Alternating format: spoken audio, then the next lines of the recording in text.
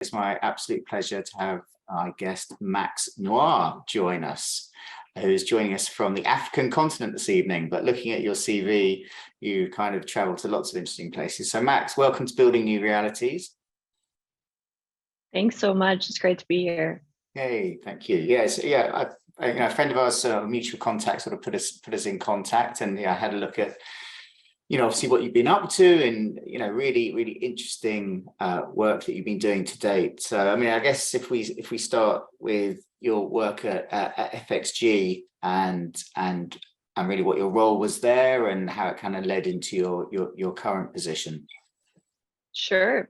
So it's a bit of an interesting journey. It started out when I was living in China. I actually got the job with FXG to be their social media manager. And after about 2 years, I had to move back to New York City for personal reasons. So we decided to fulfill a long-term dream of FXG, which was to open a branch in the US. So I started working on that, became the regional director of FXG US branch.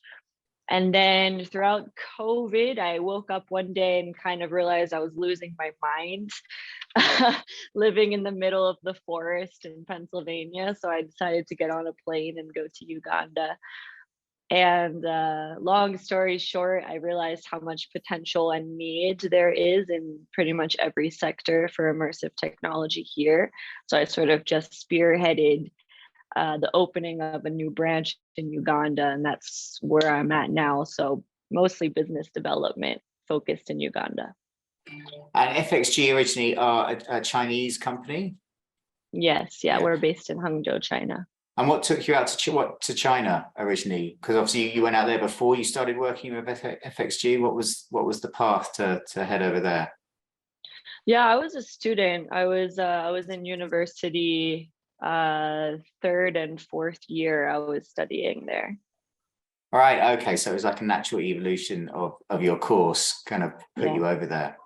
And just for a bit of context, bit of background, what was the kind of work you were doing at FXG? Yeah, I know you were doing business development, but the company as itself, what's kind of its main product?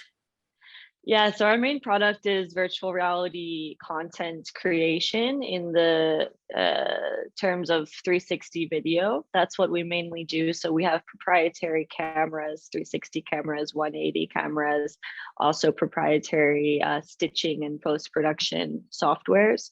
So that's our main focus, is 360 video.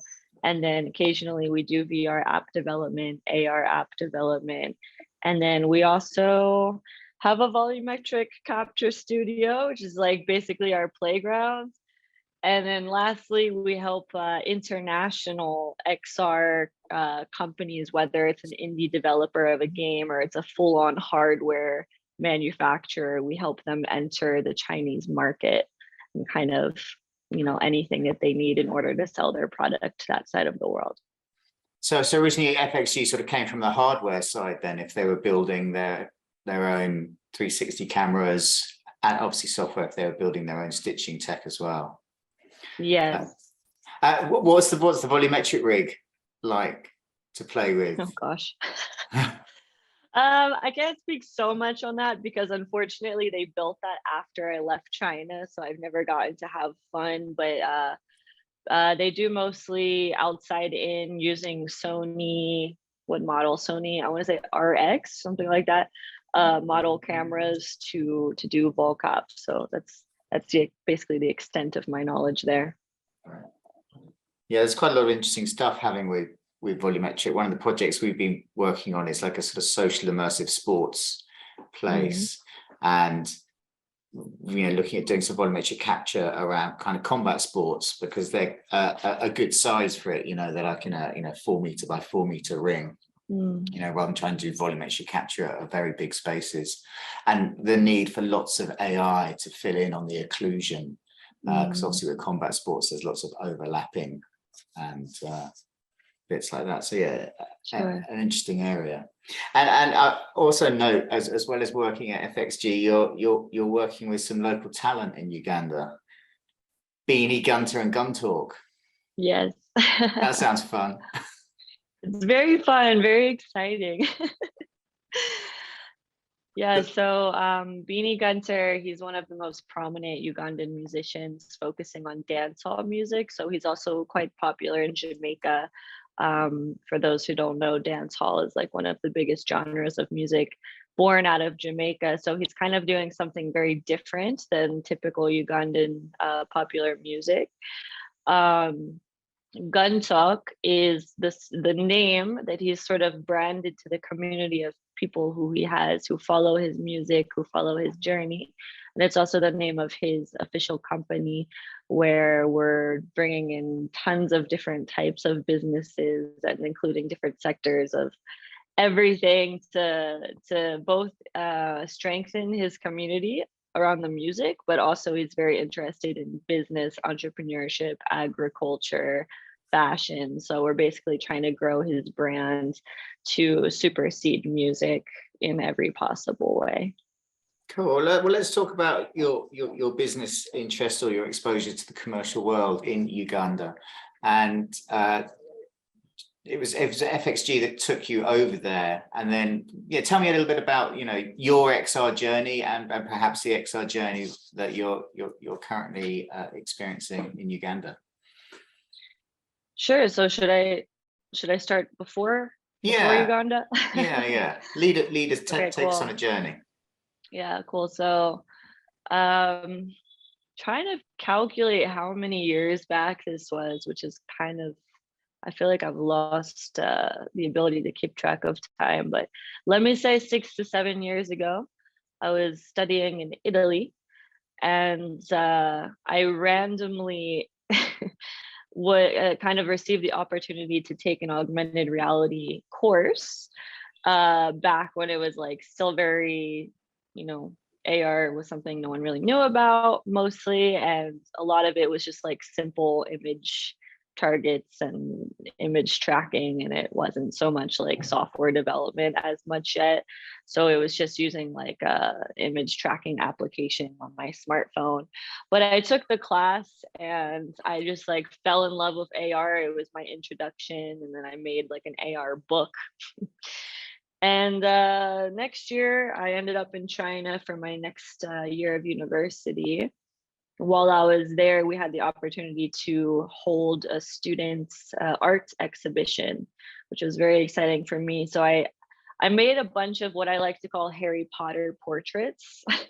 So I started taking like videos of people, but telling them to be quite still in the videos, and then printing out a still from the beginning of that video, doing the image tracking thing with the application. And then, people would look at the picture hanging on the wall. It would come to life like Harry Potter.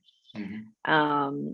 And people just fell in love with it. They thought it was magic because no one knew what AR was yet. So that was kind of how I fell in love with immersive technology. Flash forward a few months, this job application randomly landed in my lap, and it felt like fate. So that was the application for social media manager at FXG.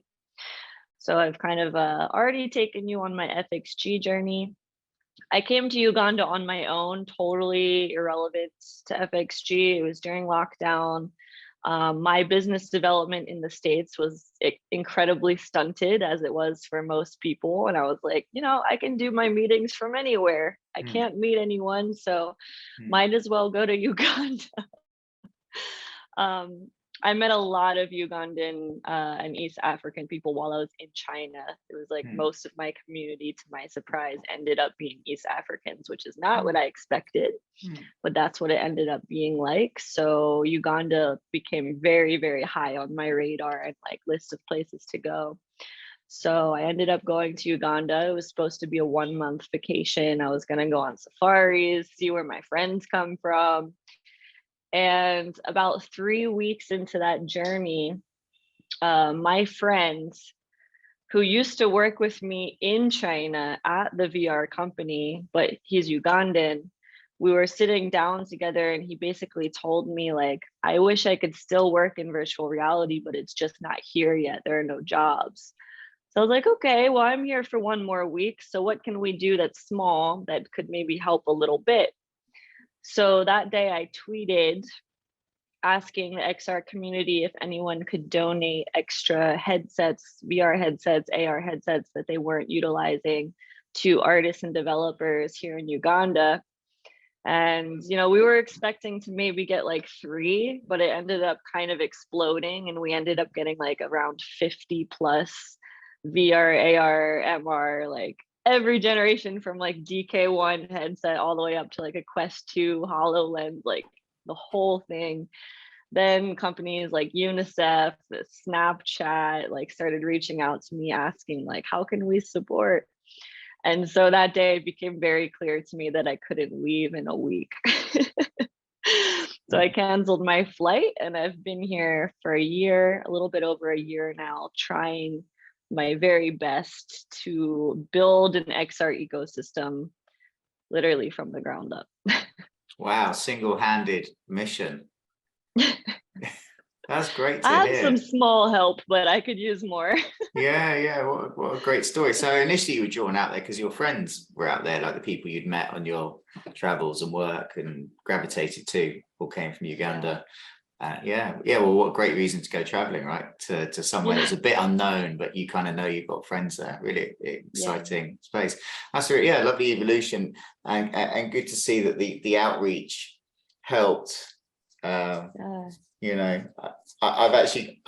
haven't been back into our office really since pandemic. It's like in my calendar for next week. So like, okay, I've got to go back into the office, and I've dipped in there occasionally to have to restart routers and stuff, but it's a bit like the Mary Celeste. So I'm sure we'll find like a couple of VR headsets we can send your way. Appreciate it. Yeah. So in terms of sort of with that community, I mean, because obviously we get a lot of support like in the UK. I'm sure you probably get the same in the States, and high tech centers that you probably, anything in academia or university, there's like an innovation lab, and there's a hub, and there's loads of resources, and it's mainly about putting people together. The assumption being that they've already personally got a fairly good level of kit, and then those places supply or give access to kit. So are you sort of trying to sort of replicate that model, and how is the sort of development of the ecosystem going? Presumably it's kind of through like the friend group, really, but is there like monthly meetups, or how's that sort of going? Yeah, I'll be very transparent. It's been very difficult and very slow. A lot more slow, of course, than we would have liked it to be. I think we spent a lot of time at the beginning, like maybe our first 6 months of work, we were spending working with the government, specifically the Ministry of ICT, Information Communication Technology. But the issue is, Uganda, especially in the last couple of years, their governmental manifestos have been very, very, very focused on innovation, supporting innovations that will uplift the country. But I would say that due to certain setbacks where I am in Uganda, as opposed to where things are at home in the US, those innovations are focused on very different things, and our programs may be focusing elsewhere. So a lot of these programs, they have to do with, agriculture. They have to do with trying to get Wi-Fi more readily available to more people, things like that. So even in these programs in the universities of like software development and whatnot, they're not really touching anything close to AR, VR development. The amount of headsets that are existing in the country is, exceptionally rare. So we've had a lot of excitement from the government, but not a lot of follow through. So I think what we realized after spending quite a lot of time and energy trying to get support from the government, we actually realized that it's quicker and more successful if we start targeting the entertainment industry, music, the arts, where it's filled with, youths who are very open-minded to new innovations, new ways to get their art out to the world, the international community, and just like more open-minded to embracing new things. And if we were able to succeed there in a good way, somehow the government would follow later on. Yeah, It's been a difficult journey. Yeah, well, none of this is easy, right? And it always takes longer than you think it's going to. But I think what you just said makes a lot of sense, right? If you've got young talent and artists who are already building stuff, or they want to shoot a promo for a track, then you shoot that with 360 or 180. It's going to be a much quicker route to creating content than actually trying to build an experience from the ground up, which we all know kind of how involved and how long that takes and the sort of depth of experience you need. Whereas you set up a good promo that everyone kind of understands. Okay, we're going to shoot these 10 scenes for this song or for this art installation, whatever. Everyone kind of gets that. And then you throw in a 360 angle, which obviously you're experienced with. It's a bit of a quicker route to getting some bits out rather than coming up against a stumbling block of not having developer talent. Yeah, for sure. So yeah, just to go into your broader experience, what are your sort of favorite types of VR experiences? What have you enjoyed? What do you like? Okay, I'll go from a gaming standpoint and then also from a standpoint of passion. So I have probably the same favorite games as like almost everyone. I love Beat Saber and I love Super Hot. Those are two games I feel like I could just play forever. They make me feel good. I feel like I'm tricked into exercising.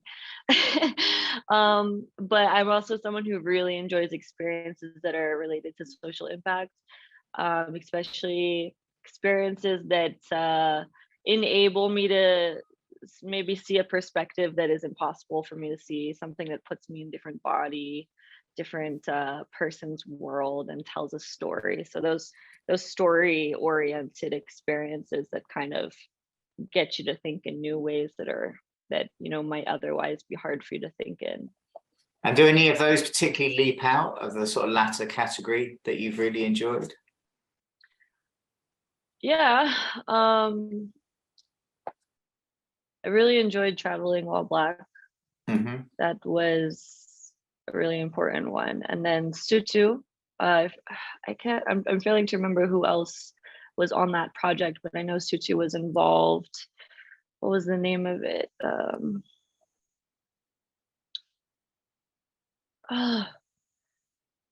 losing it.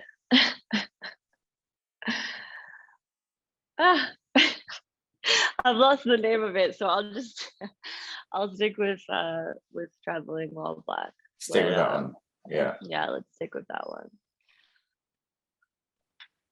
Yeah, there's been a sort of number of those, whether it's from a refugee's point of view or whether it's being blind, having your sort of senses reduced, as well as sort of the refugee ones. Yeah, they're very powerful. So yeah, sort of looking more broadly, how interested are you, like, in the sort of conversations that have come to the fore in the last 18 months around metaverse, and what does that mean to you? Do you just kind of brush it off as a hype term? How do you respond to that? Yeah, I have a lot of mixed emotions. I've been trying to find like an analogy that I feel like, like a real world example from history that I can kind of use to compare to metaverse. And I feel like the best thing I've been able to come up with is globalization, which in my opinion has its very positive sides, and also it has negative consequences sometimes too. And I'm looking at metaverse as sort of the globalization of the future in the digital world. So it's a way to connect everything. When I say everything, though, I guess I'm, everything that is accessible, everything that's able to be included and able to access the metaverse and whatever exactly that is. or what it's formulating into. But yeah, I guess it's like the accumulation of everything that is the digital realm. In that, I mean, that's how I look at it. And my opinion, just like globalization, like when you start connecting literally everything and people end up having much easier access to things that might be difficult to access without, you have free free movement of ideas.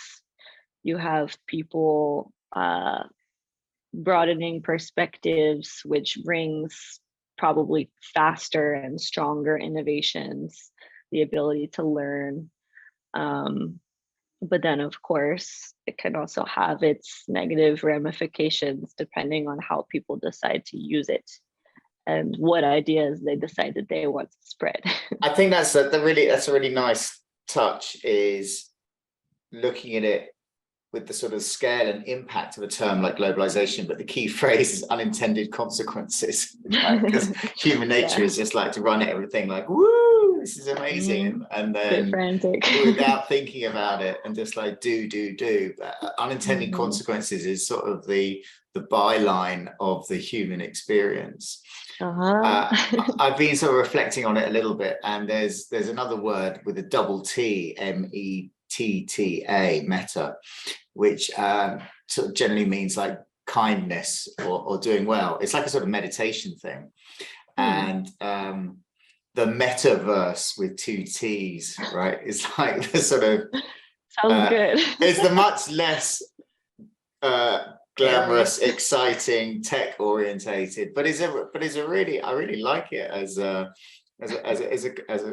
concept, right? This sort of the interlinking of things via this unseen kindness is much quieter and less shouty than the single T. Feels a lot less threatening. Feels less threatening and less ominous. Yeah, it feels kind of more like interesting. Yeah, something like that the mushrooms are up to. Cool. Yeah, well, that's a really interesting point that you put there. Well, while we're on it, then, what do you think about NFTs? Yeah. Another good one. Again, I have mixed emotions. Personally, like, I hope my friends who are like NFT creators don't see this, but like personally, I just don't get them as like someone. Okay, I'm not really a big art collector, period. I really respect art. Maybe it's because I'm a bit broke. That's probably why. If I had money, I'd probably collect art. Yeah, I feel like I don't really get it.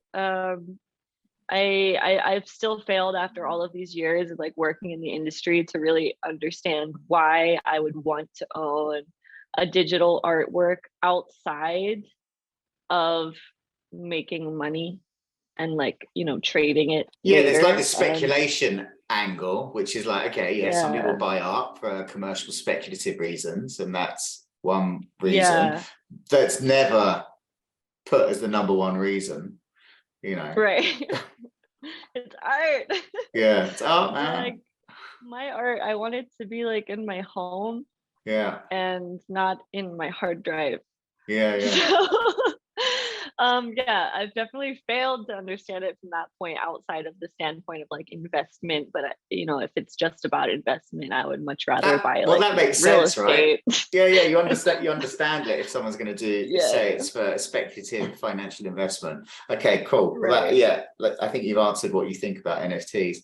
But sorry, I just want to add, like, I think from a positive side as well, I'd like to recognize how NFTs have the ability to help artists who maybe like, okay, for example, in Uganda, there's so many amazing, talented artists, but they don't have an easy time broadening their platforms, getting their name out there to people who can buy their pieces abroad and like, you know, make a massive difference in the life of the artist. So I do believe that, you know, with the right marketing awareness and, you know, the ability to like use Twitter and Clubhouse, like an NFT has the ability to change the life of someone who might be selling their paintings on the side of the road or something. Yeah, agreed. I think Wi-Fi.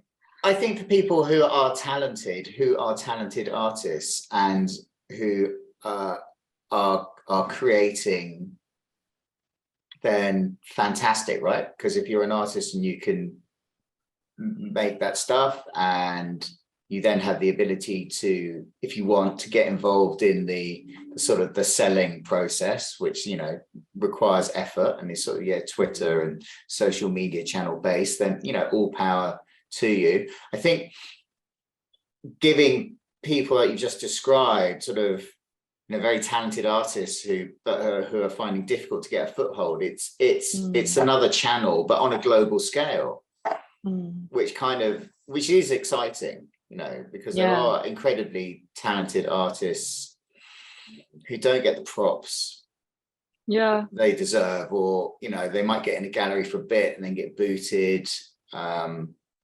You know, again, if you know, but it's quite difficult sometimes because, you know, the mindset, you know, if you've got a mindset of an artist who creates great art, to then also take that mindset into you know, the sort of the selling process on social media.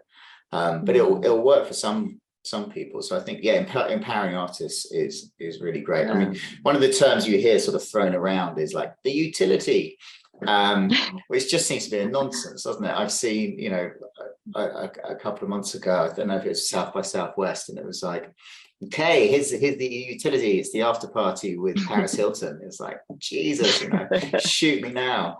I've had a friend of mine's doing a range, and he's he's an NFT collector. But he's doing a range called Futility, which seems to be kind of more to the point. Anyway, briefly skirting over NFTs, or I think we've chatted about them. Tell me about a project that's changed your approach to the field. Tell me about a project that's either changed your approach because of the technical requirement, because of it, or perhaps because of the sort of the social aspect that you saw as the outcome. Okay. I leaded a project for an organization called Hope for Haiti. They're based in Haiti, but also Florida. So what we did was this was a bit outside of our company, you know, our usual realm of 360 videos. We built them a VR app, like a standalone app, which was like a small, cute, like island world multiplayer,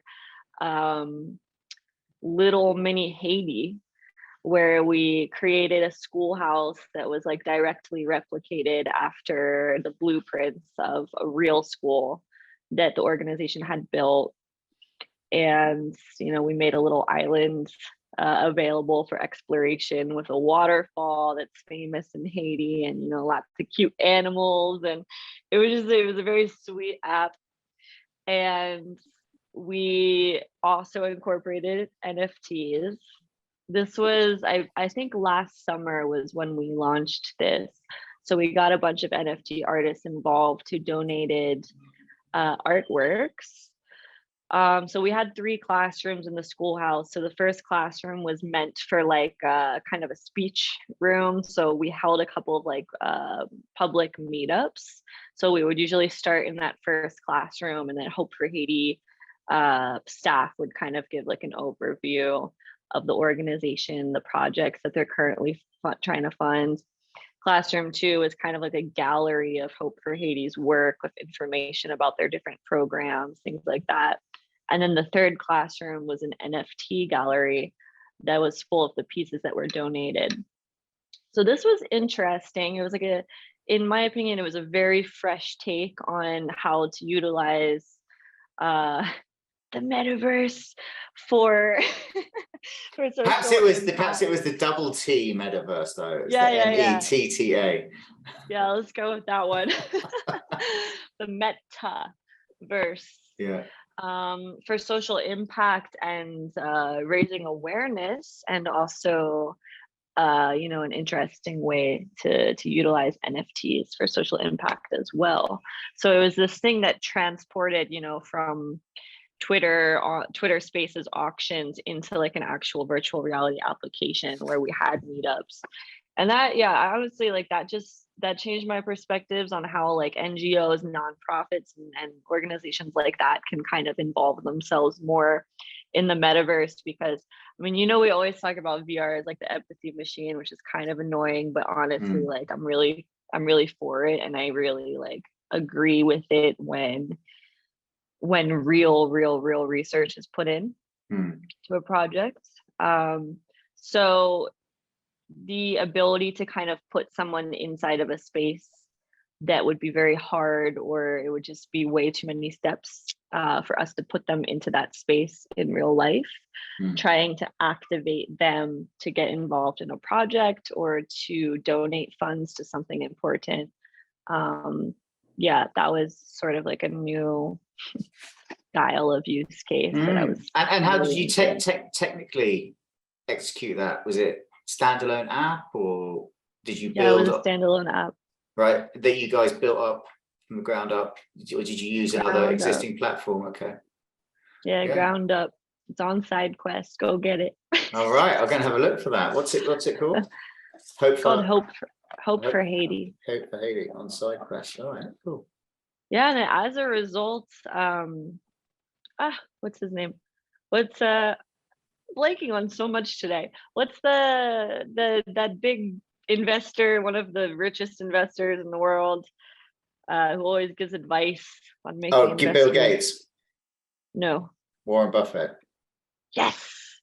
Warren Buffett's daughter or granddaughter, who's an NFT artist, ended up getting in touch with Hope for Haiti as a result about donating one of her coins, which typically go for about $50,000. I'm not exactly sure whatever happened with that, but the connection alone was very valuable to them. So I think just like when it comes to nonprofits and NGOs, some people get very involved, but I would say most people, even when they have money to give, they kind of just like I don't know. I feel like people get like fatigued about charity work for some reason, or they just feel like they don't have energy for it. And so when you connect something like an NGO to like the new big thing that everyone's crazy about in technology, it kind of like revitalizes this energy in people to give, which I think is really cool. Yeah. Well, I think, that's that probably ties into a little bit like, it's like you're saying with the empathy side, and just perhaps feeling a little bit of a closer connection to the end destination for their contribution. If the Hope for Haiti experience kind of replicated some of the environments from Haiti and made people feel a little bit closer to where their money or effort might be going, perhaps it's an easier link for people to make rather than just being approached by professional fundraisers. Yeah. And what are you curious about now, kind of outside of your? Obviously you've touched on a lot of sort of very cutting edge stuff, but is there anything you're particularly curious about, or is it the intersection of any of the bits we've talked about? Kind of, where's your sense of your radar for the next 6, 12, 18 months? Yeah, I've been thinking a lot lately about training programs in VR. It's not new, but living in East Africa, there is a lot of work to be done in development in different sectors. You can use agriculture as an example. Farms everywhere, sometimes with really sustainable, innovative farming methodologies, sometimes with very unsustainable methodologies. And, there are plenty of government funded workshops and whatnot that can kind of train farmers on how they can, yield better crops, make more money, better sustain themselves with their resources. But if you don't get the training in the the timing of the training, then it's kind of just lost to you. So I've been thinking a lot about like the need for virtual trainings in places where VR equipment is the least accessible, and how important it is for us to get it in those places. Because if you can build training programs for very, very important things like growing food, human needs, and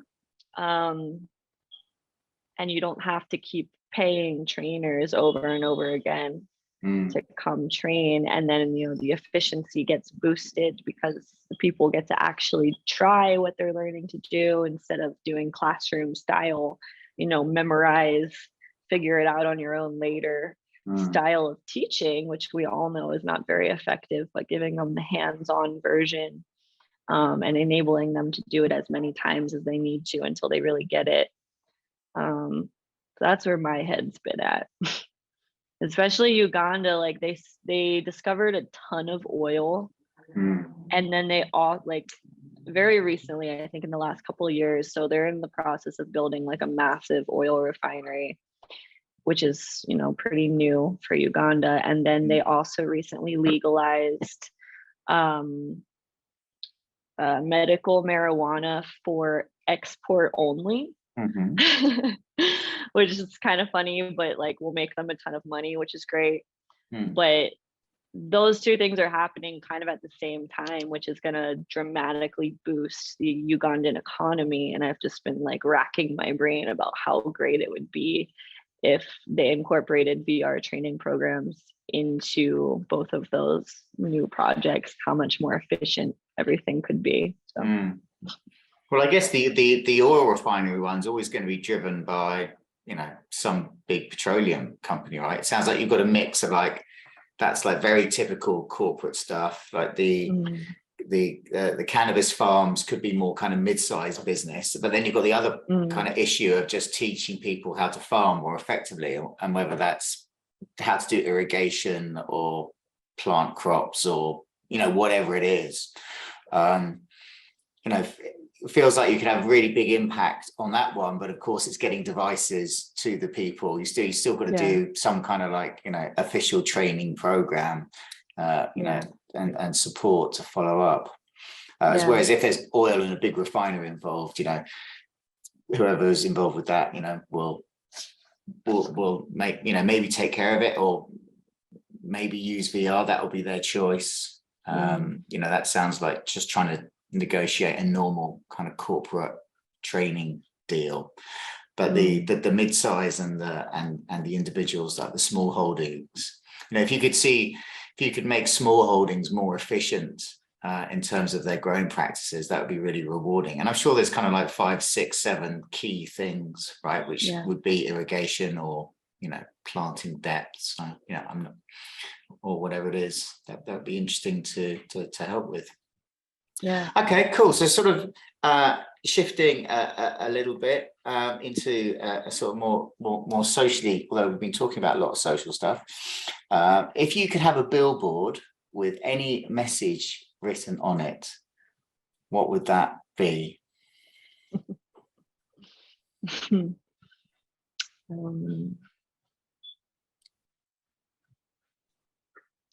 There's some good thoughts.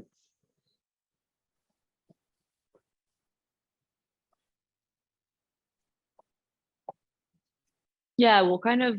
I should specify with anything on it to help build a new reality. What would it be and why? Does it have to be like an exact sentence, or can I give you like a concept? Give me a concept. Cool. Could even be come back later when I finish this concept. Cool. Yeah. Well, I'll kind of go back to like towards the beginning of the conversation where I was talking about how we've been trying to activate like the artistic community in Uganda first, as a new strategy. I would love to do a billboard that makes it very easy for anyone who has maybe never even heard of AR or VR to understand the importance of connecting art with technology. So one thing I've, maybe a use case I could give is I've been working with this very prominent, he's like, he's the most prominent fashion designer in Uganda, about making an AR or like a snap lens, making like a unique cap that's in his brand style, but then turning it into a snap lens. And it would be like the first thing, anything like that in this country. It would be magical for everyone. And he would make like crazy amounts of sales. He already has billboards like all over the city. So, so he's a big player then. Big player. And he hosts like this annual fashion award show in December where like celebrities from all around Africa like fly in for this fashion award show. It's like a very big production. And so we would love to like launch, a snap lens during this production in December. So we've been working on that, but to find a way of like creating a billboard of his products that is able to explain to people, okay, everyone uses Snapchat in Uganda. It's like one of the most used social platforms. So to kind of show them like, it's a hat, but you can actually buy it, but you can snap it. And it would make his hat go viral and he'd make sales and people would get it and they'd understand like, wow, I can do this with the art I make or the fashion or the music. I just feel like it would help expand everyone's imagination, into a more technological way of thinking, which the second you're given a way to expand the way that you think about possibilities, you start thinking about them. Well, that seems like a real good suggestion. Basically, like a billboard, but it's got an AR functionality to it, right? So you're not going to be constricted to like the image or text that appears on it. You're going to go a little bit wider. All right. Secondly, if you had $100 million to spend on a social program with no red tape, how would you spend it? Yeah, I would probably identify some key players in different third world countries around the world, but like spread out so that we can kind of bridge more into the middle. For funding innovation labs that are specifically about immersive technology development. Yeah, again, those are the places that need it the most and can utilize it the best. And like I just said, once you are given kind of like I'm going to say like a gateway idea that never has come across your mind before, it suddenly spreads like wildfire. So yeah, dudes. And actually that 100 million is the kind of money that's been spent in the UK or the US on those types of innovation hubs. So actually, yeah, you just like bang, need to put those innovation hubs that everyone else has got in place. Yeah, by the way, let me know if you know anyone who would want to give me $100,000 to build an innovation hub in Uganda.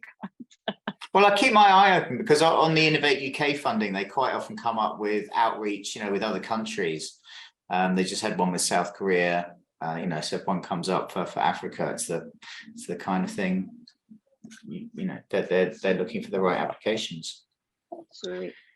And finally, or penultimately, got any good book recommendations? Book? Yeah. I don't read. You don't read? Okay. That's fine. I had like chronic Lyme disease for 10 years. So like one day I woke up and I literally couldn't read anymore. Like overnight. You couldn't focus on the page?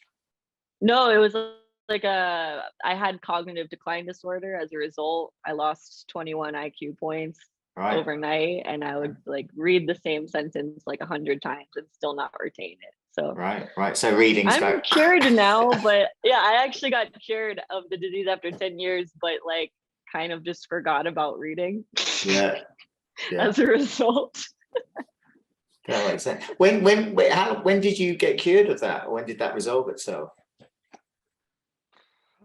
Now, that must have been, I think it was during lockdown. Like it must have been towards the beginning of lockdown that I got the call So I don't really know where that puts us. Maybe like 3 years Right, ago, right. Okay, but it was something 10 like that. years, 10 years before that. So that's a big chunk of time.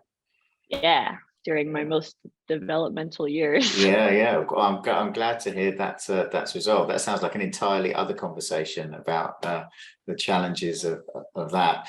But anyway, maybe you have a favorite theory. Like I have a favorite theory Mm, called Solomon's paradox, where it's basically easier to give other people good advice than yourself. Do you have yeah. any theories or kind of observations or rule of thumbs? That, Totally, totally. It I hope you don't perceive it with a negative connotation, but I like to say that we're all sheep. hmm, Human beings are all sheep. I hmm think we follow most of the time to hmm keep ourselves feeling safe and hmm comfortable. hmm But the second you can kind of wrap your head around the truth of that and the truth hmm in that, it becomes a lot easier to break yourself away hmm and to be brave when you need to be brave. hmm But yeah, I think just psychologically, humans are sheep. And It's you just use that to just kind of check yourself on your own actions, right? totally. A bit like saying we're all going to die. It can sound negative, but it's very true.